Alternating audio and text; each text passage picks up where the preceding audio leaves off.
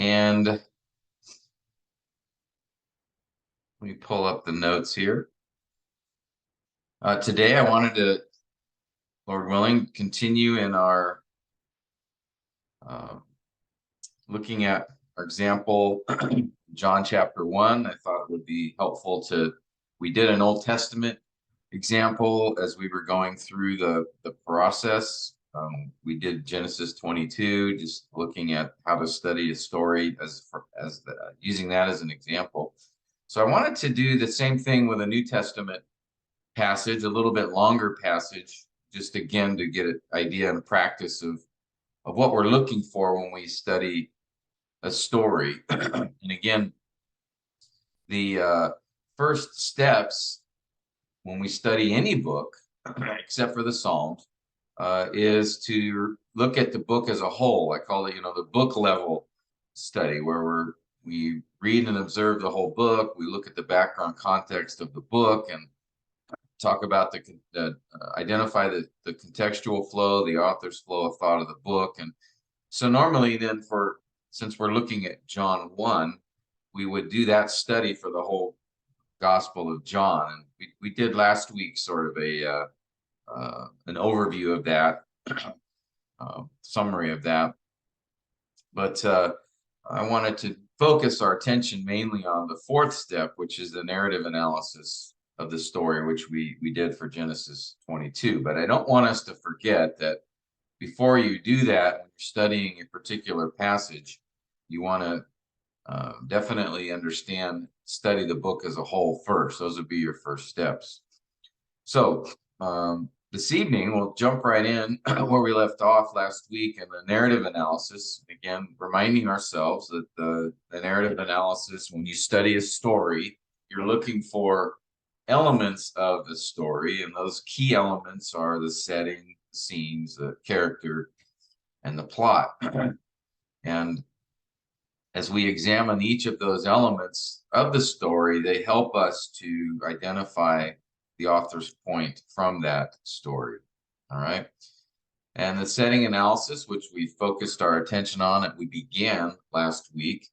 Again, remembering the setting is really the when and where of the story, as well as the who, the culture of those who are involved in the story. So that's the background context. And the procedure for it is first to read through the story several times, make observations, which is what we did for John chapter 1 last time we met. And then, and this is where we will pick up this week, is to note all the physical aspects, temporal and cultural aspects. So that is, notice the where of the story, where does it happen? The when of the story, the time frame, what particular point in time does the story happen? And the who in the story. And that's not just the characters, but where are the characters from? What do we know about their culture, about their customs, those kinds of things. So those can be important in understanding the background of a story. For example, if we're looking at John 4, which I've mentioned in the past, if we're looking at John 4 and a key cultural issue that we would have to understand to appreciate that story is the tension, the conflict, the discrimination between Jew and Samaritan. And so in John chapter 4, with the woman at the well, you would have to understand the background of the cultural issues regarding the relationship between the Samaritans and the Jews, as one example. And so knowing who is involved in the story then informs us as to what cultural issues we should be aware of in studying that story. When you have stories with the Pharisees involved, we need to understand the cultural issues there. Who are these Pharisees? What do we understand about them? Of course, they're self-righteous and prejudice, and those things are important to know as part of the story, as for the cultural background. So the where, the when, and the who. Okay. So welcome, Yichai. Good to see you. And Fue, good evening. So let's jump right into John chapter 1 and continue on in the setting analysis of the story. But before we do that, let's go ahead and read this story again together. So I'm going to ask help from you guys to read each section of the story. So I'd like to start with you, Shulong, if you could read verses 19 to 24, and then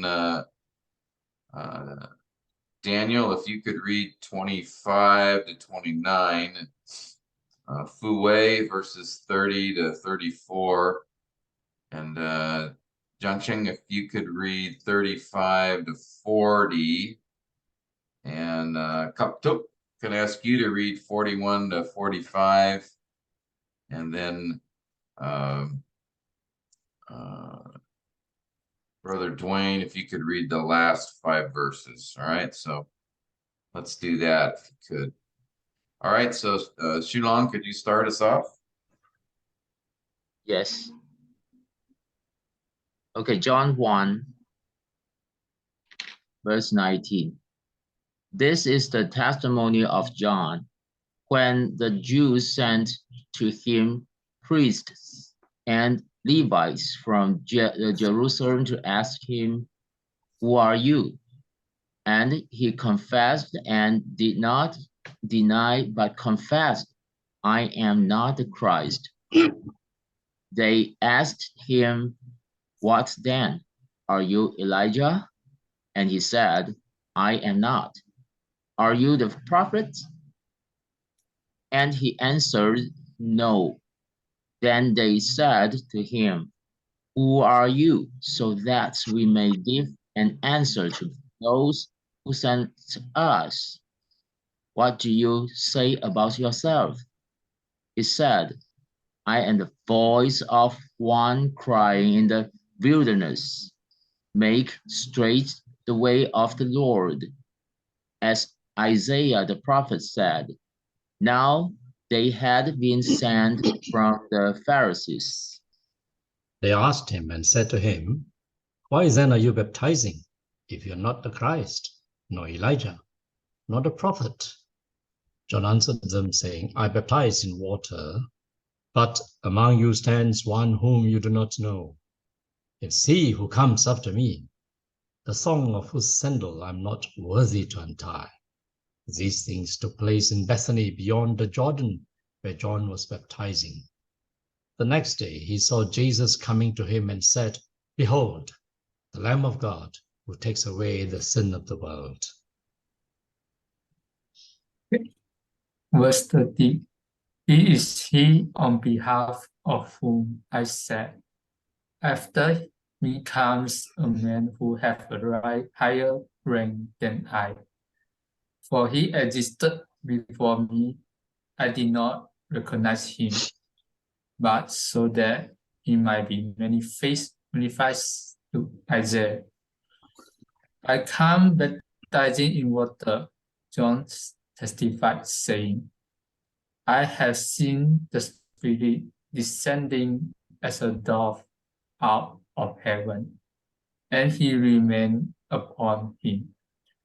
I did not recognize him, but he who sent me to baptize in water and said to me, 'He upon whom you see the Spirit descending and remaining upon him, this is the one who baptizes in the Holy Spirit. I myself have seen and has testified that this is the Son of God.'" Again, the next day, John was standing with 2 of his disciples, and he looked at Jesus as he walked and said, "Behold, the Lamb of God." The 2 disciples heard him speak, and they followed Jesus. And Jesus turned and saw them following, and said to them, "What do you seek?" They said to him, "Rabbi," which translated means teacher, "where are you staying?" He said to them, "Come and you will see." So they came and saw where he was staying. And they stayed with him that day, for it was about the 10th hour. One of the two who heard John speak and followed him was Andrew, Simon Peter's brother.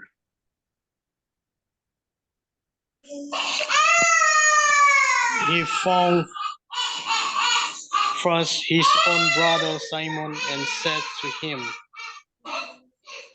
"We have found the Messiah," which translated means Christ. He brought him to Jesus. Jesus looked at him and said, "You are Simon, the son of John. You shall be called Cephas," which is translated Peter. The next day, he proposed to go into Galilee, and he found Philip, and Jesus says to him, "Follow me." Now, Philip was from Bethsaida, of the city of Andrew and Peter. Philip found Nathanael and said to him, "We have found him of whom Moses in the law and also the prophet wrote, Jesus of Nazareth, the son of Joseph."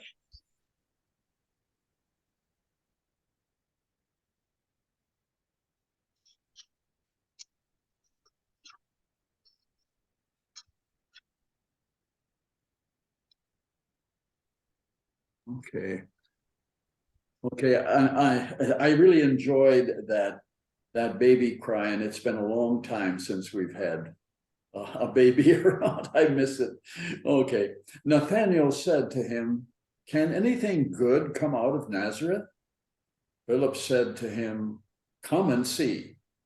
Jesus saw Nathanael coming to him and said to him, "Behold, an Israelite indeed, in whom there is no deceit." Nathanael said to him, "How do you know me?"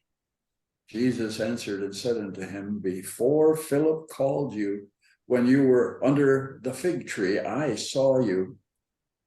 Nathanael answered him, "Rabbi, you are the Son of God.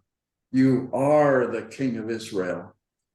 Jesus answered and said unto him, "Because I said to you that I saw you under the fig tree, do you believe?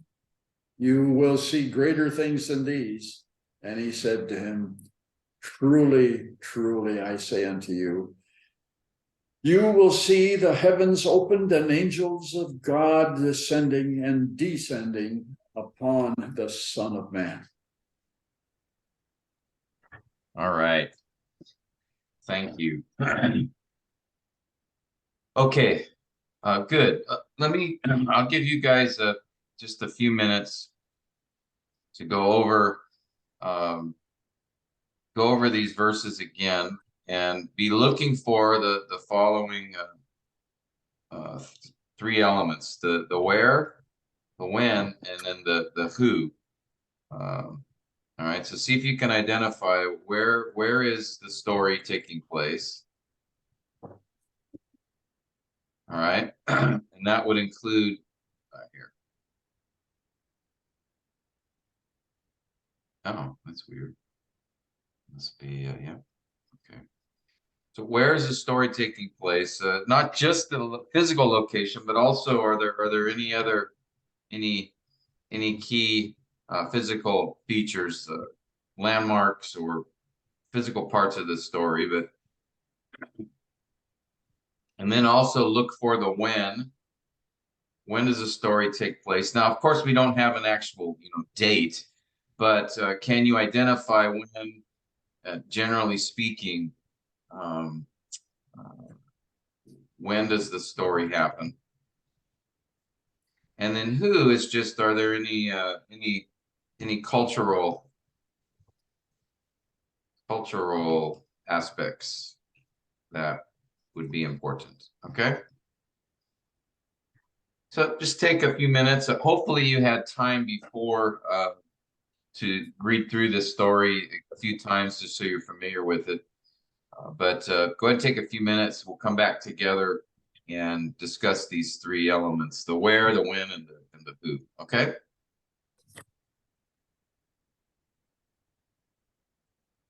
All right.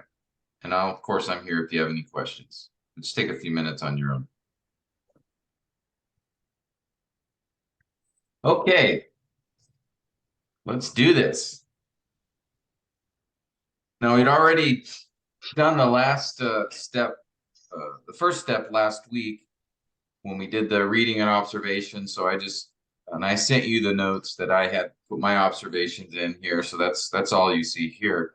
But now let's move to the second step, the physical aspects of the story. That is, where did the story take place? Where did the story happen? Did anyone pick up on that?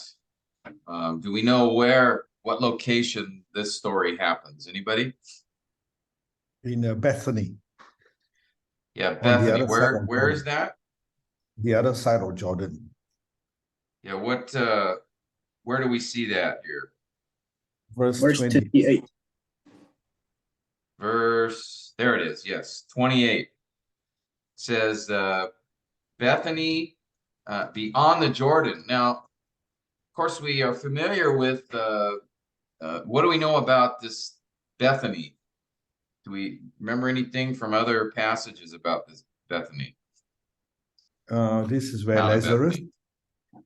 Lazarus. Yes, remember the home of Lazarus, Mary and Martha. and Mary and Martha, right? We go, I think, John, I want to say 12. Yep. Is that, Yep. yeah, came to Bethany where Lazarus was. Okay, so John 12 tells us that. There's other places. Now, question is, and by the way, can you guys see both of the, I have the biblical text on the right and then the notes on the left. Can you guys see that on your screen? Yep. Okay. Yes.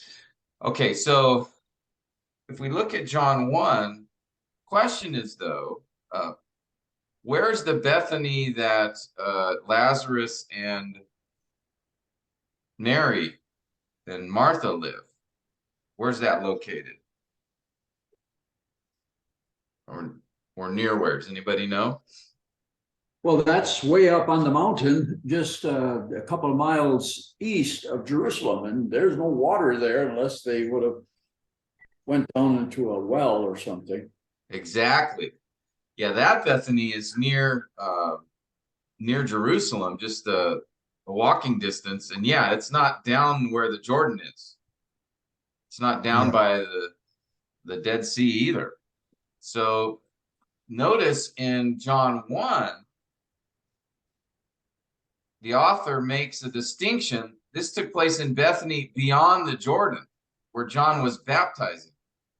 So apparently, this is another Bethany that we're talking about here. It's not the same one. Okay. Now, how would we know where that is?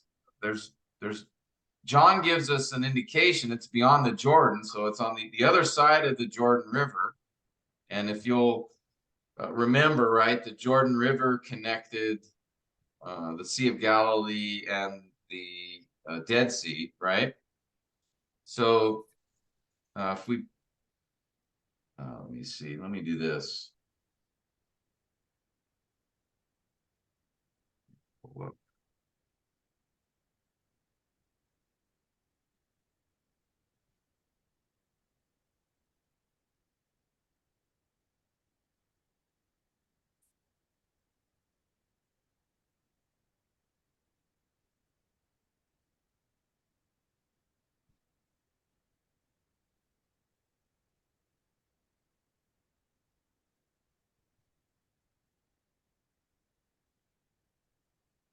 Let me see if I can pull. Yeah, here we go.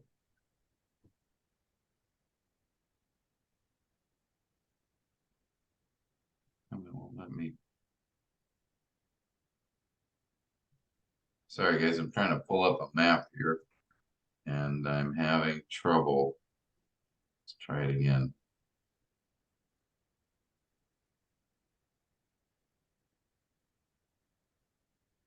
Okay, here we go. All right. So notice here is Jerusalem. I don't know if you can see this easily. Yep. Oh, that didn't help. Let me It got try smaller. this. Let's do this. There we go. All right. Oh yeah. There we go. Hmm. Okay. Right. So here's, of course, the Dead Sea. And then further north is the Sea of Galilee, which doesn't show on this map. And then connecting them, right, here is the River Jordan. And if you can see my cursor here. And let's do this. Right, so here's the River Jordan. And here is Jerusalem. And so John says that they were baptizing beyond the River Jordan. Okay. Notice here is Bethlehem. Bethany's probably where Lazarus and Mary and Martha's probably somewhere in here, right next to Yeah. Jerusalem. But that's not the location that John the Baptist was baptizing, just as Brother Dwayne said, there's no body of water here, except, yeah, maybe a well or something. But John the Baptist his ministry was along the Jordan River. So the Bethany that is being described by John the Apostle is somewhere in here probably. Okay?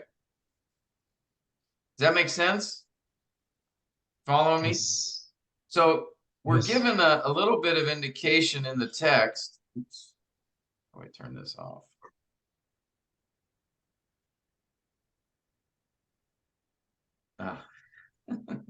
This is what happens when you use stuff that you're not clear. All right, there we go. Yeah. When you're not used to doing this. Sorry about that. So here, John makes a distinction between Bethany, where Mary and Lazarus and Martha lived, and the Bethany beyond the Jordan, which is another location, another place that is has the same name. But if you might be thinking, well, how would I know that? Well, one thing to consider, one thing I like to do that helps me a little bit is to take and go to Bible Hub. All right, BibleHub.com. Look up John, and then go to topical. All right, if you want to, this is an online resource, and basically topicals like the Bible Encyclopedia. And notice here that in John 1, the locations mentioned in John 1 are right here on Bible Hub, and you can actually just Bethany beyond the Jordan. So click that, and it will tell you if this location is mentioned anywhere else in the Bible. And actually, in this case, it is not. The only time it's mentioned is here in John 1, as noted in the comments here. All right, and so they think it's somewhere north of the Dead Sea on the other side of the Jordan River.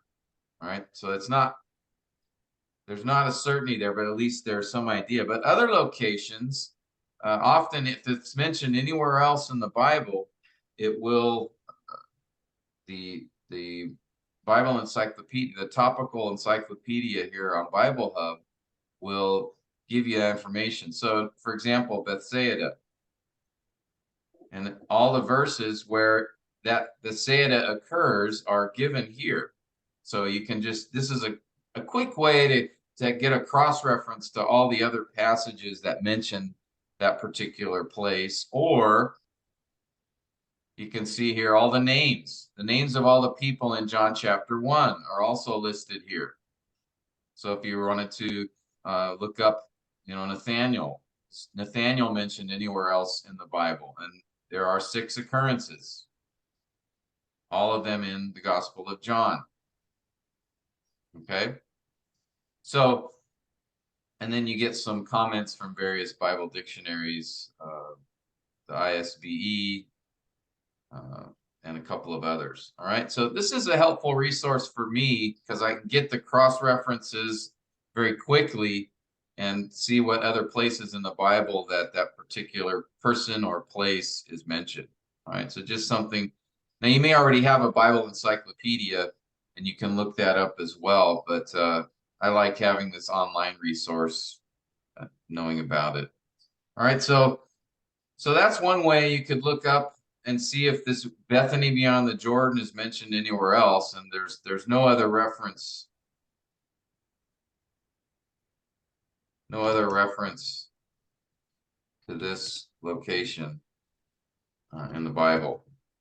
But again, we do know that it's located next to the Jordan, and that's all that matters really in this particular case, right? That because John the Baptist is baptizing there in the River Jordan, and so that's the most important element of this. So any questions on that?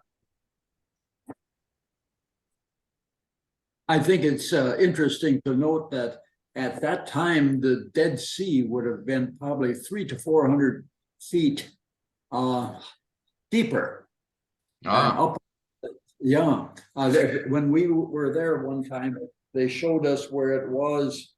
I don't know when that. Did you remember, Sue Long, when they said that? Well, how deep that they had a mark aside the road. The road would have been covered that they were driving on, and so that Dead Sea would have reached way up the Jordan Valley because it was so much deeper. And if you've been there in the last 30 years, it's dropped. It's really amazing how far it's dropped. It's just disappearing because there's no water running into it for the last 30 years. And it's just drying away. All of the south end of it and the by Masada down there is dry. That's all dry now. And it's a lot smaller. But at the time of Joshua, it would have been way up the Jordan Valley. So there'd have been a lot more water there. And so it's hard to say. Where they had that Bethany mark definitely would have been underwater. So it'd be farther. Interesting. Yeah. So it would have expanded, you're saying it would have, okay, I'll try this one more time. Yeah, just nothing runs out. And at that time, a huge amount was running in. And there was a big north of the Sea of Galilee that they've drained too, that isn't there anymore. So the Dead Sea would be like this, expanded probably a little bit, something like that. It would have went way up the Jordan Valley because it's quite flat. It would have been up another inch or so. I guess Jericho would have not been too far from the shoreline of the Dead Sea. It would have been, yeah. Anyway, it's very interesting, and they know that. And we don't know what it would have been at the time of John the Baptist or Joshua, but it would have been even higher, perhaps. We don't know, but it was a lot different. Interesting. So yeah, there would have been plenty of water there for baptizing. So this map's a little bit clearer, it's simpler. Show you the Jordan River here, Sea of Galilee, the Dead Sea. Here's Jerusalem, and again, Bethany in the one next to Jerusalem, would have been somewhere right in here, where Mary and Lazarus lived. But the place that we're speaking of here is near the Jordan River in John chapter 1. And then, yeah, I didn't realize that about the Dead Sea, that it would have at this time probably had more water as well. Okay, good. Now, any other key features that would be important to take note of in this particular story? Physical features. Anything else? Obviously, the water, right? The Jordan River would be another important. Okay, be another important element. Anything else that comes to mind? As far as the location, in verse 43, what it says is that Jesus was leaving for Galilee. So I guess it's probably quite accurate that Jesus was leaving from Bethany to Galilee. Yes, at the end of the account, when we get to chapter 2, they are in Galilee. Yeah. So yeah, it says here in verse 44, he desired to go to Galilee. So that was his plan, but he had not yet left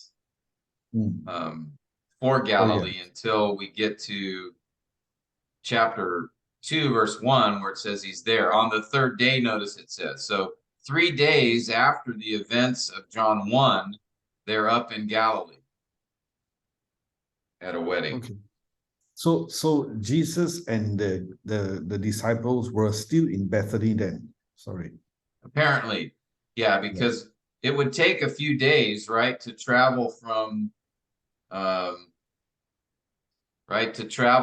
Jerusalem here to up to Galilee, right? That was a distance of about was it 70 or 80 miles, something like that. Right? If we look at the thing here, actually that'd be 180 kilometers or so. So that would take them a few days to make that journey. So the 3 days makes sense that it's mentioned there. Well, that was the third day, so he got to Canaan quite fast. So that had to be up close to the Sea of Galilee, and there's a lot of water up there, and it's pretty flat. And the Jordan River snakes around up there. It definitely was not a long ways from Canaan, because you got 3 days, and that third day he makes it to Canaan right away. So that was half a day's walk. So yeah, that's a good point. So they may have been even further up the Jordan. Had have been. To make it that in 3 days, because usually you can walk, if you're on a good pace, you can maybe walk 20-25 kilometers. So yeah, they may have been even further up the Jordan River. So that's a good observation. But the text tells us that 3 days, on the third day, so 3 days after the events of John chapter 1, they find themselves in Galilee.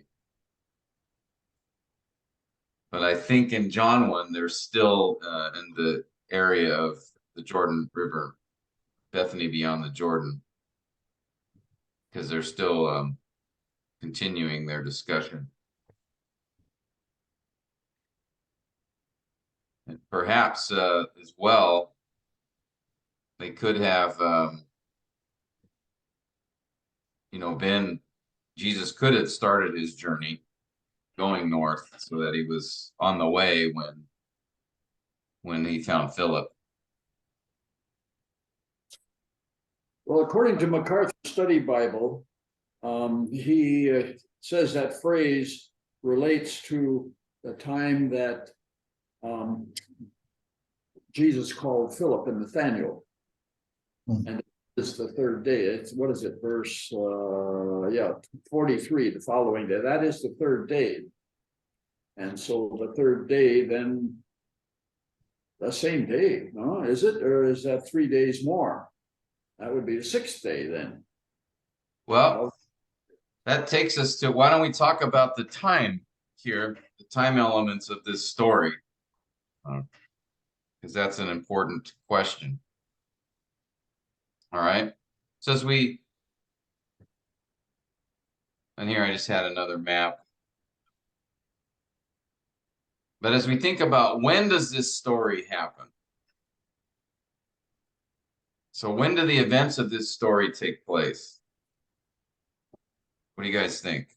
What do we know? What do we learn from in the text? That's where we want to start. Well, it didn't say exactly when, but verse 19 the NIV 1984 has got this word now. This was John's testimony. And the event takes place when, so timing wise, it will be the time when John the Baptist was baptizing people, because the Jews of Jerusalem sent the priests and the Levites to ask John who he was. Yes.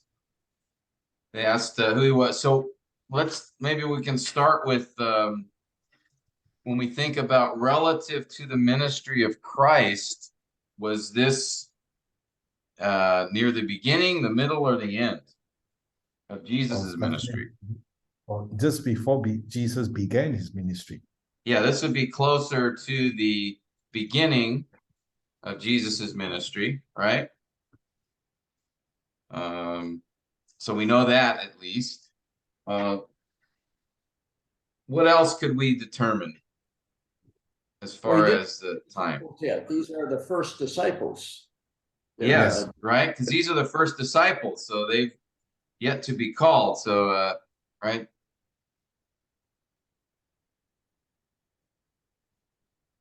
And they're all with John yet, and he's calling them out of John's, what do you say, location and group of followers there. John Yes. and Andrew be the first.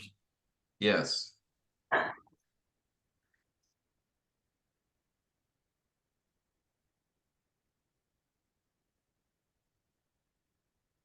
Now, we took into account, so let's think about this. And I think you, Chai, you noticed this last time when we made observations. How many or how much time elapses or how much time takes place over the course of this story? Does this all happen at one particular point in time on like one day? Probably about 4 days, probably. Yeah, because notice it begins in verse 19 when John is approached by some of the Jews to ask him who he was. And then notice verse 29. The next day. Says the next day. And then if we keep going, verse 35 says, yep, the next day. So this is second day. Then verse 43 says, third day, right? So Pastor Tim, what I say the fourth day, I take it that verse 19 was day 1. Verse 29 is the next day. So that is day 2. So I think it's probably 4 days or 3 to 4 days. Yeah, verse 19 is the first day of these events. Verse 29 tells us that's day 2. Yep. So verses 19 to 28 would be day 1. Verses 29 to 34 is day 2. Verse 35 to 42 is day 3. And then verse 43 to the end, 51, day 4. 51 is day 4. And then we go to chapter 2, that's day 4 plus 3 days, right? On the third day. So that's how they talk about time. He doesn't mean, he means on the third day from the previous point in time. And the previous one was in John chapter 1 here, right? The previous event. So 3 days later, Jesus finds himself in Cana of Galilee, which is, as Dwayne mentioned, probably means either he was starting his journey, perhaps starting his journey to Galilee on day 4, or the place they were located was much further north along the Jordan River. So, could the events of John 1 be at the time of Jesus' baptism. Notice the baptism is mentioned in verse 33, but is this the time that Jesus got baptized? No, he's already been tempted when he is going on 1, 2, 3, 4 day. So the temptation, what was that, 3 days, or I don't know, what was that? 40 days. days. That was a long time. That was weeks. Correct. So it couldn't be at Jesus's baptism, right? Because after Jesus was baptized, yeah, where did he go? Wilderness. He was in the wilderness. Went into the wilderness, right? We can find that, and if we go back to say, is it Luke 3, or Luke 4? Yeah. He returned from the Jordan, was led by the Spirit in the wilderness for 40 days. That followed his baptism. So there has to be a 40-day gap or a period of time after the baptism. But in John, it's 3 days later, he's up in Galilee. So they can't be the same time. Does that make sense? Yeah. So perhaps something like this. We have, in Luke 3 and Matthew 3, Jesus is baptized, right? And I think, is it Matthew the one that tells us this was the beginning of his ministry? Yeah, Jesus arrived from Galilee to be baptized.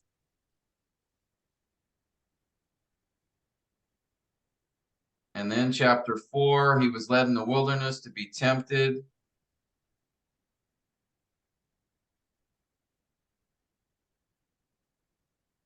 Okay, it must have been in Luke where that is. Jesus baptized, and then in Luke 4:1 and Matthew 4:1, Jesus goes into the wilderness. Right? So what's the likely scenario or likely time that John 1, the story in John 1 takes place? It couldn't be at the baptism or before it, right? How do we know that? How do we know it can't be at or before the baptism?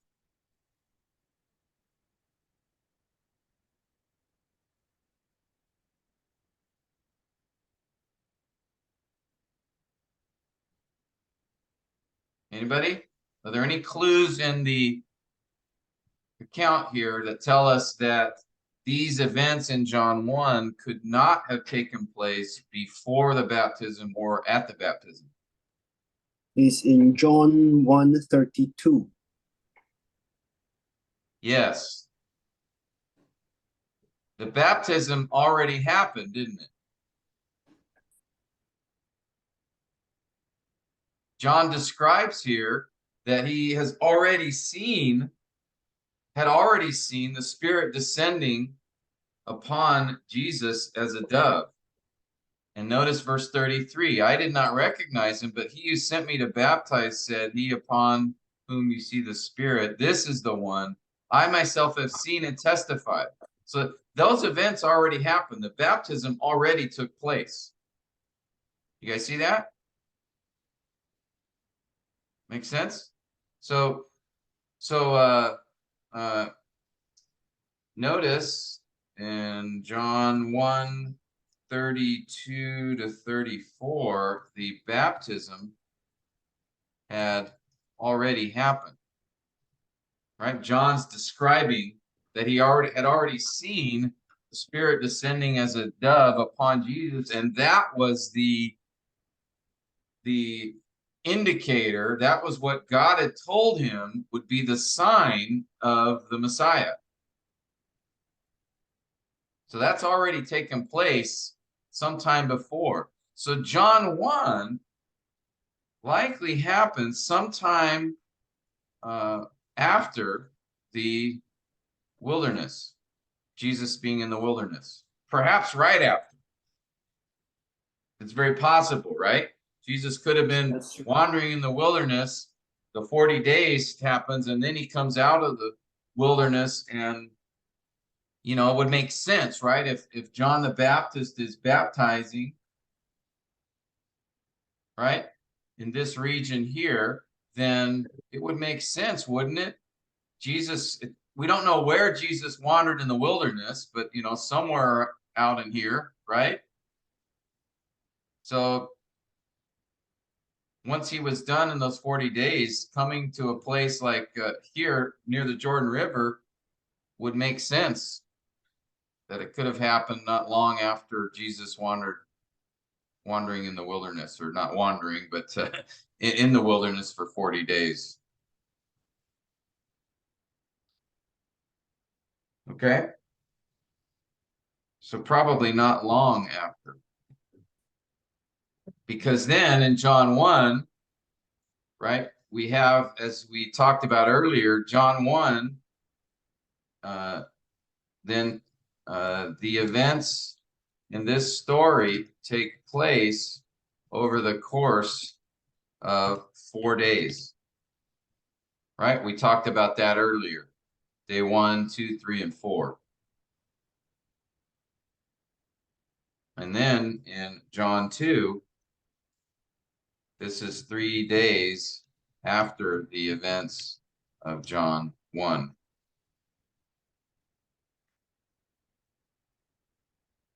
Okay, you guys following me? If not, ask questions. Tim, you're missing something. Okay.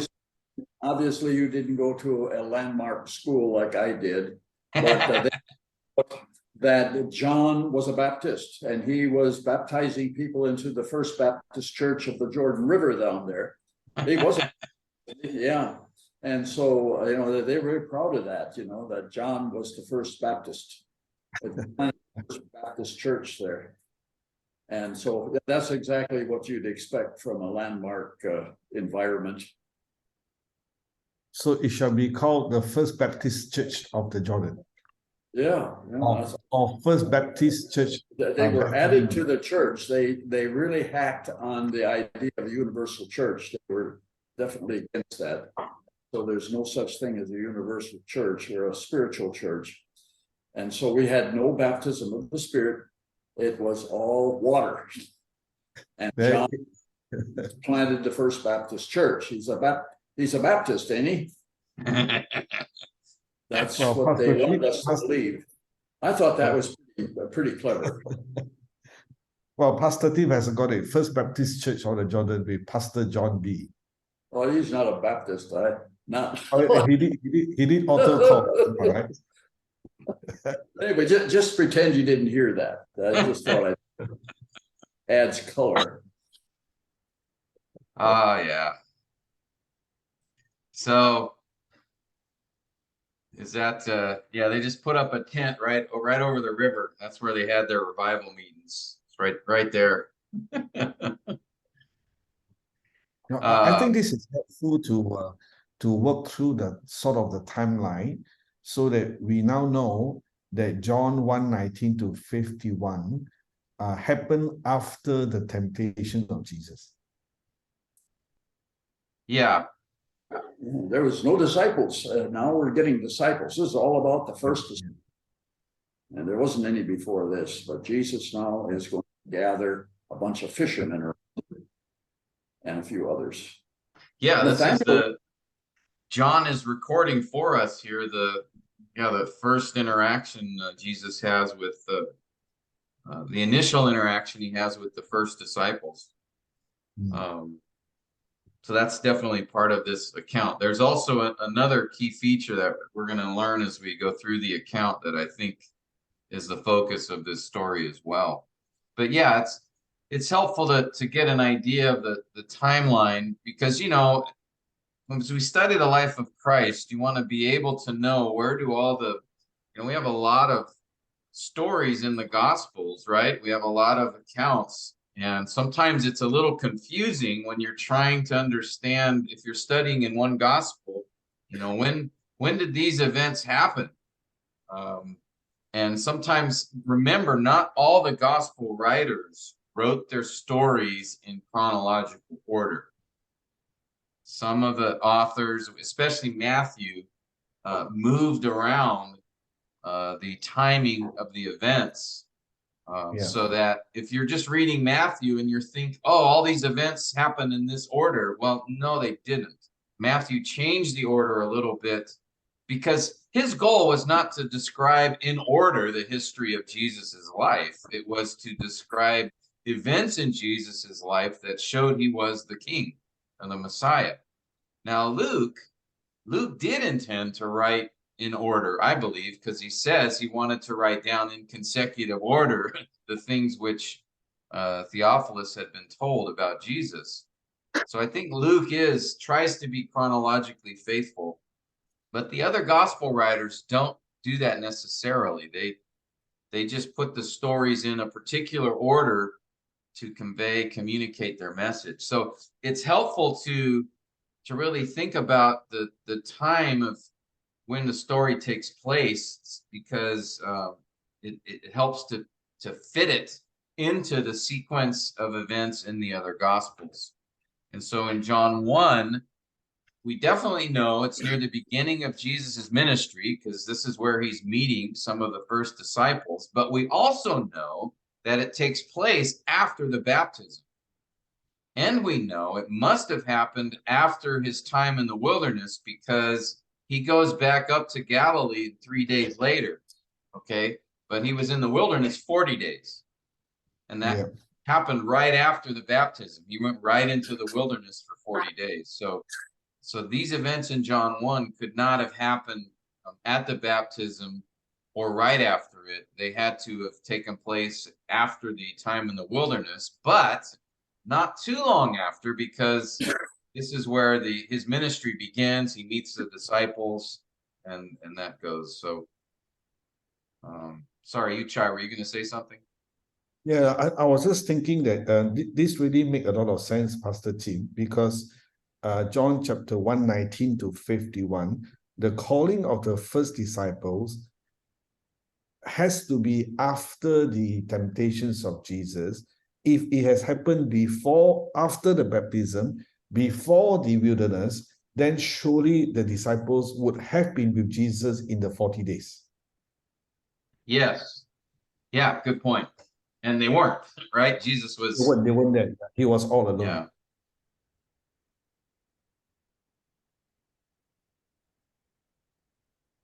Okay, good observation. I'll include that here. It's interesting to note, too, that if Luke was writing everything in chronological order, then Judas appears to have taken the Lord's table, which is kind of hard to imagine.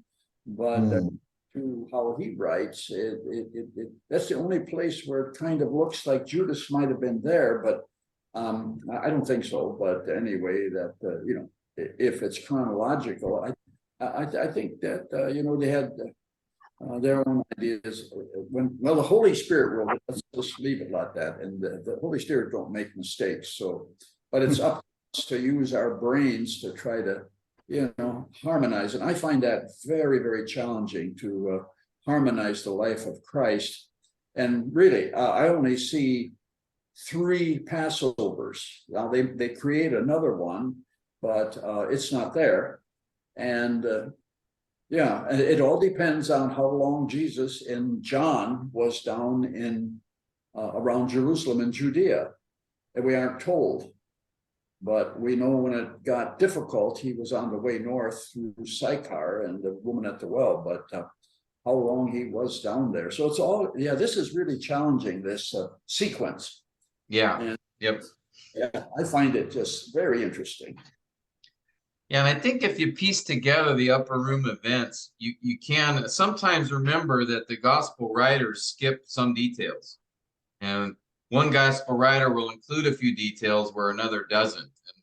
And, I think Matthew includes the details about, Jesus saying it's, the one who dips his bread with me, he's the one. And Luke, I don't think, puts those in. So I think you can still piece it together. But yeah, there are some places where it is hard to sort of figure out, okay, when did this happen? what were some of the details there. But one thing we do know is as you said, Dwayne, you know, we know that there's no errors, and so so that if we can't understand how something goes together, the problem isn't with the text, the problem's with me. So because I can be confident that all the gospels, you know, there's no contradiction, there's no mistake, there's no error. I just am not seeing perhaps, you know, how they connect at times. And Yeah, John doesn't even have the Lord's table. He never mentions. That's right. But then he skips over the new covenant. But John does include the washing of the feet in the upper room, right? So obviously, again, John writing, you know, he's writing this gospel probably 30 or more years after the other gospels. And so by that time, certainly he would have known and probably read the other gospels. They had been circulating around the churches. So I think John was aware, you know, that what was written in the other gospels. And so he felt for what he wanted to focus on, that, you know, the Last Supper was not critical for his gospel, but he did want to include the washing of the feet, that he felt that was an important story to communicate within his gospel. But yeah, he doesn't include all the events that we see in the other gospels. In fact, John includes many events that aren't in the other gospels, such as the washing of the disciples' feet by Jesus. And here, even in John's gospel, we don't have the baptism, right? Whereas we see that in the other gospels. We don't see the actual baptism event in John's gospel, though we do see a reference to it in verses 32 to 34, but reference to it in the past tense. Notice, right? I have seen the Spirit, John says, descending. I did not, past tense, recognize him. I myself have seen, past tense, have testified this is the Son of God. So John does mention the baptism, but as an already occurred event, a past event. And so I think what makes the most sense to me, and I think what fits in the timeline, is seeing the events here of John 1 sometime after the wilderness, probably not long after, and then definitely before, because remember in John 2, this is the first miracle or sign. Yep. Right? So it has to be early in his ministry, right? If we look at John 2, verse 11. Okay. So again, I think that tells us that John chapter 2, if this is the first of Jesus's signs of his miracles, then certainly this is at the beginning of Jesus's ministry. So John 1, verses 19 to 51, that these events must definitely be, you know, not long after Jesus was in the wilderness, the beginning of his ministry. And as Yuchai noted, this is where he first meets the disciples, and they weren't with him in the wilderness, but they are with him as he went to Galilee. Okay. In chapter 2, the response of his mother just tickles me to death, because she knew what he could do. And she just sigs him on, you know, this, and tells him, just do what he says, you know. And now this is obviously his first public miracle, but I think he was doing a lot of things that she knew about and he could do. So, I mean, that's totally conjecture, but I can't imagine that Mary, she kept these things to herself, obviously. But it was nice to have the Son of God around the house, I believe. I think it's real nice. Yeah. Yeah, certainly she knew he was no ordinary man. It's not clear that he performed any miracles, you know, but We wouldn't dare say that. he obviously knew he was wise way beyond his years. She knew, of course, he was not just human, right? So Yeah, she knew that right from the beginning. I mean, that angel Yep. put that into her mind.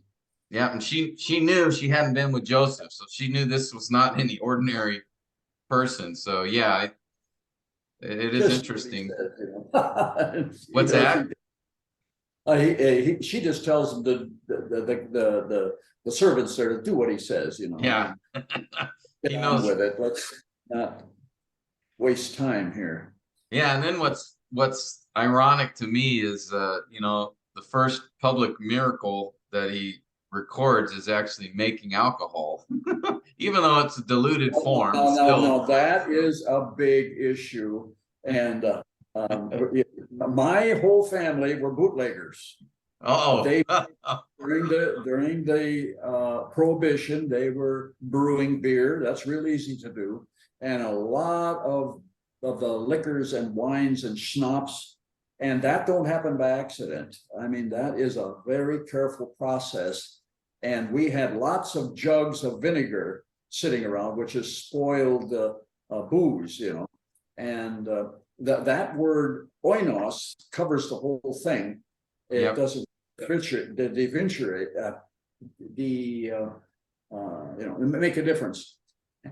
And you know, that to me is very interesting. My mother, or my wife, my wife and mother, we had a lot of grapes on the farm, and they made a lot of what you call oinos, but it was boiled down grape sap, and they canned it. We had the basement full of it, and whenever we wanted grape juice, we went down, added water to it, and it was delicious. And you know, that was common, and that's what they would have done. It would have been very expensive to make it liquor, and if it was liquor, it was very low grade. They'd have to drink a huge amount of it. But beer, they had a lot of beer, and they found a lot of beer making pottery in Israel. So that was a common thing, out of barley, you know, and you can make it out of grain, and you can make it out of oats, whatever. And you just have to cook it. It's very easy to make. So beer would have been more common as far as oinos is concerned, if you're talking about alcohol. But anyway, that's another whole thing. And the bottom line is, it does not happen by accident. And if you'd have put, you know, new wine into old cases, it would have spoiled it. It would have started to work, and it would have burst those you know, contaminated skins, and they couldn't use old skins. It just wouldn't work because it was contaminated. You have to keep out, and it turns to vinegar. You wouldn't want that. Jesus had that kind of stuff on the cross. They gave him vinegar, spoiled, cheap, and no good, whatever it was. But anyway, that whole idea of Jesus making liquor and then getting the people at the wedding more drunk than they were is not in character in any thinking of any, you know, I suppose, dimension. But anyway, that's a big issue. And you have to be familiar with bootlegging if, you know, you understand this. And it is a very, very difficult and careful process to make good booze. And what Jesus had was, I'm sure, not booze. It isn't in character. Jesus would have made liquor. Okay, Well, I again, said no, I appreciate that. Again, remember though, there's nothing wrong with alcohol. It's getting drunk that's the problem. It's for medicine and for putting on wounds, yeah. Exactly. Well, and just even drinking. You know, I think Ephesians 5:18 makes it clear that we're not to be drunk with wine, which indicates that wine, oinos, you know, has some alcoholic properties, but certainly it's not sinful to drink it. It is to get drunk.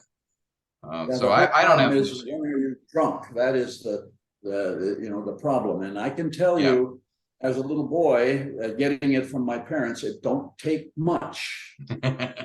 Depends who you Oh, are. it I And, came out if of you that don't have it, lifestyle. yeah, So you aren't thinking clear anymore if you get a thimbleful of that and you aren't used to guzzling it all the time. You got to be very careful about this, because that's kind of a questionable ground you get on. And so, yeah, it's something I get excited about, because I know how it works. I know the processes, and it don't happen by accident. And that's what they're saying, that it naturally ferments. It don't naturally ferment. It would be very, very rare if there'd be anything of any worth coming out by accident. Our world doesn't work on accidents. It's a design. Okay, forget it. I didn't say anything. no, thanks, Dwayne. That's helpful input. Appreciate that. You just hit on a tender nerve. That's one thing that gets me excited. I come from a big family of boozers, and I know what alcoholism and what a little alcohol will do, and it's forbidden territory. And we're in a drug culture right now, which, of course, is kind of callous to this type of thing, and it's serious. I mean, Agreed. I was before there was any drugs. There was no such thing, and it wasn't any gambling either. But now look at it. I tell you, it's a different culture. Wow. It is a big problem. Well, let's get through the last couple things here, because we're almost out of time. But I did want to make sure that at least the timeline made sense. And by the way, guys, that we can identify this timeline just by carefully examining what's in the scripture.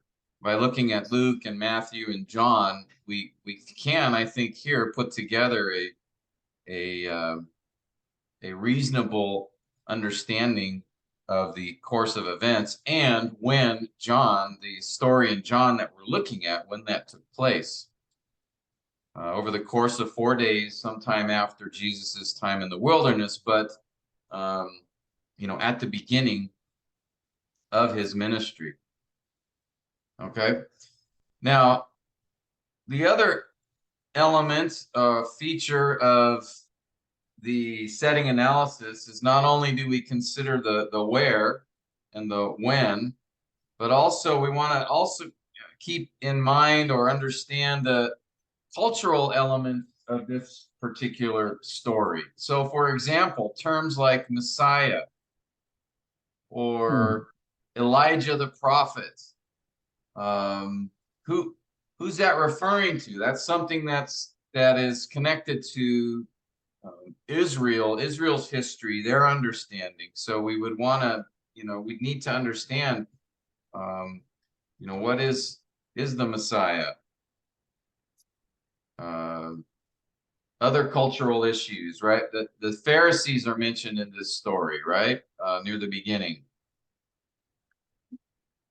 Yeah, they've been sent from the Pharisees. Well, it'd be helpful and important to who are they? What do we know about them?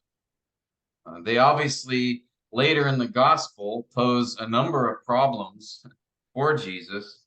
And so it would be important to understand who these guys are. Also, too, a reference to Jesus as the Lamb of God. Okay, well, what does that mean? There's some history there, right? Verse 29, that's what John calls him. So we would want to understand who that is. Where is it? The Lamb of God, what that refers to. So things like this, these would be things that are part of the culture. Even too, I think, as maybe Dwayne had talked about last time, if I remember right, the baptism.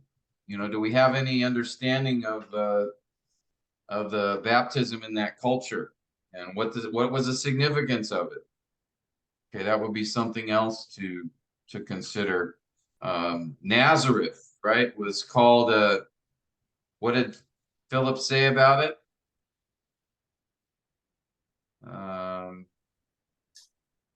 Or Nathaniel, sorry, Nathaniel, right? Can any good thing come out of Nazareth?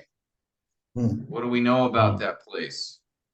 That might be another thing. So these would just be some elements in the story that connected to the culture that might be helpful to do more investigation, more study on to understand them. Okay. But what is most important and significant, I think, when we're talking about the setting of a story is making sure as best we can to know where does this story take place. And some stories take place in different locations. But what are the locations mentioned in the story where it happens? And then secondly, when does the story happen? Can we understand from the events in the story or even from other books when the particular events took place in the story we're looking at? This can be very helpful because as we consider, you know, if Jesus had just come out of the wilderness, you know, it might explain, you know, if he's, you know, would have been very skinny at that point. It might explain a little bit about how he, you know, his appearance John may not have recognized him right away because he would have looked a lot different than before he had gone in the wilderness, right? He had not eaten for 40 days. So, anyway, just some things to consider. But what's important is the understanding the location and also the time of the events within the story as best you can. Okay.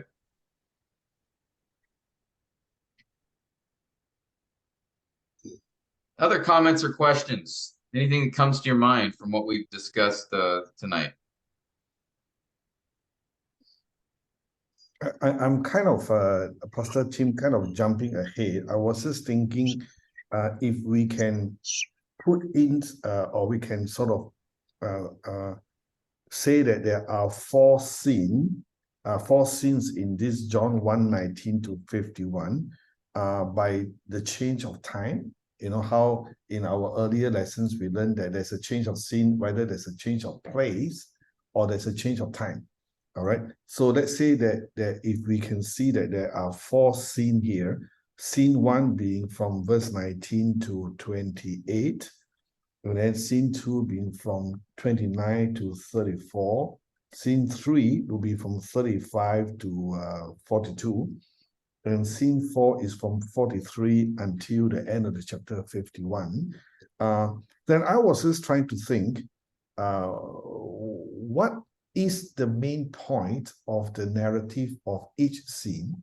And right, it's kind of jumping ahead, right? And and then as you were just talking, it just occurred to me, kind of we keep it in suspense first for now. What is the main point of John in each of these scene 1, 2, 3, 4? But it just occurred to me, whatever our conclusion or what we think are the main points, but it just occurs to me what John was trying to tell his audience just before the public ministries of Jesus and the first miracle at Canaan.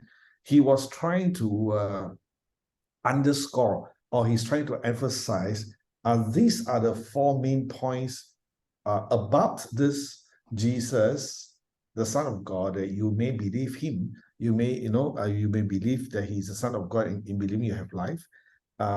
He was just trying to portray this is both the divinity and the humanity of Jesus in these four scenes from John chapter 1:19 to 51. It just kind of hit me when you were just talking. I mean, why, if I were not me, anyone is to John. I mean, if you were John and I was John, and I was trying to, what am I trying to say in these four scenes through this narrative from John 19 to 51? And we see hints like the question in the first scene, are you the Christ? Question was asked to John the Baptist. And then the second scene is they saw the Lamb of God. And the third scene was The answer is we found the Messiah, and this is the Lamb of God. And then the fourth scene was that this is the Son of God, the King of Israel. At the same time, that is his divinity. At the same time, he is Jesus of Nazareth, the son of Joseph, his humanity.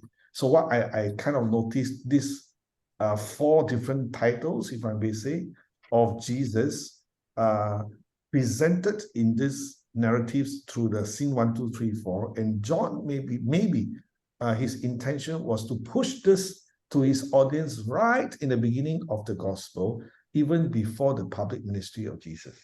I'm not sure, am I thinking right, or I'm just sort of jumping up in myself? Yeah, no, that's a good sort of introduction for what I want to talk about next week as we go through the scenes of the story. But you're asking very helpful, very good questions. You know, why did John put this here first? Yeah. He didn't start with a baptism. He didn't start with the birth. He didn't start with the genealogy, right? Like the other gospels. He starts with these 4 days of these things being said about Jesus, and then jumps right to the first miracle after that. So, you've already started us on our next step of the scene analysis by identifying those scenes, because each scene, right? We've talked about a change in time. So clearly we've got 4 changes in time over the course of this story. We have 4 days where the events of this story take place. So what I'd like to do next week, why don't you guys go ahead and start? You, Chai, you've already done this, so this is good. But look at each of those scenes. Here, we've got them here, right? We've identified those scenes. So look at each scene and start, thinking about what's taking place in each scene. Remember, in scene analysis, we were looking at the who and the what. We talk about the setting, and then the key characters, and then the key dialogue, key statements by those characters, and then the important narrator comments in each scene, and then a scene summary, right, to summarize the events of the scene, and then any observations.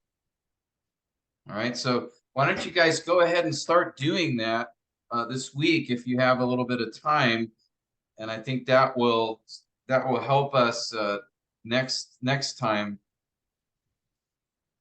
because you guys already noted here. There's 4 scenes really in the story, and so just look for these particular elements for each scene. We did that for Genesis 22 as well. I'll put this in your notes at the end, just as a guide, maybe as a sort of a homework for you, that I think if you're able to work on this at some time this week, that will really help our discussion next week when we're together. Okay, to look at the scenes. But yeah, those are excellent questions. Like, why did John put this story here? And notice in those 4 days, right, he just focuses on a few statements each day as he tells the story. So that's kind of interesting also. But I don't want to say much more, because I want us to jump in, look at that next week, and go in the details together. But that's a great introduction to what we want to consider next week. So thank you for that input. Any other comments or questions before we depart for the evening?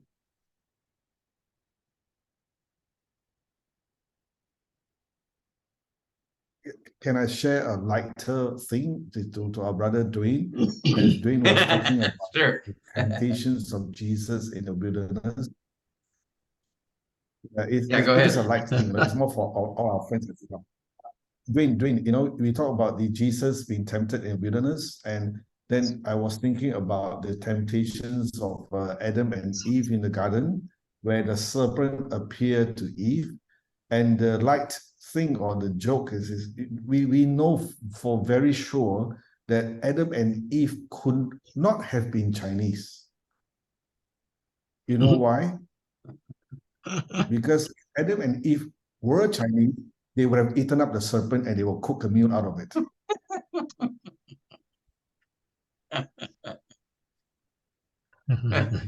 The serpent wouldn't have But survived. great, you are muted. Yes. Yeah, that's right. Yes, eating a They'd snake is a drank the blood delicacy. and been healthy ever after. Yeah, yeah.